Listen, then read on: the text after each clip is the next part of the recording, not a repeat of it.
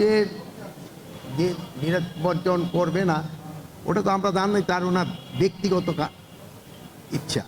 এখন কে নির্বাচন করবে কে নির্বাচন করবে না, সে কি জন্য করবে না, কেন করবে না, এটা যার যার ব্যক্তিগত।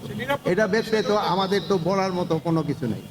এখন নিরাপত্তা তো একটা বড় ধরনের শব্দ। তা আপনারাও আজকে সবাই দেখে না আসছেন, আবার আপনারাও তো বলতে পারতেন যে আমি নিরাপত্তার সংকট আছে, আমরা কেউ আসবো না। তো এইটার ক্ষেত্রে তো মনে হয় যে যার যার ব্যক্তিগত ব্যাপার, উনি নির্বাচন কেন করবে না এটা হয়তো আমার এই ভাইয়েরা আছে যে ওনারা অনুসন্ধানী সাংবাদিকতা করলে হয়তো ওনারা বের করতে পারবে। এখন আজকে ভারতীয় দূতাবাস ভিসা সহ সবকিছু বন্ধ করে দিয়েছে, নিরাপত্তার প্রশ্ন বলছে ভারতীয় দূতাবাস ঢাকায়। এই বন্ধ করে দিছে এটা আমি জানি না। বিষয়টা হচ্ছে দুইটার পর থেকে ভারতীয় দূতাবাস ভিসা সেন্টার বন্ধ। একই সঙ্গে পররাষ্ট্র মন্ত্রণালয় যিনি তার দায়িত্বে আছেন বাংলাদেশে হাইকমিশন আমাকে তলব করেছে।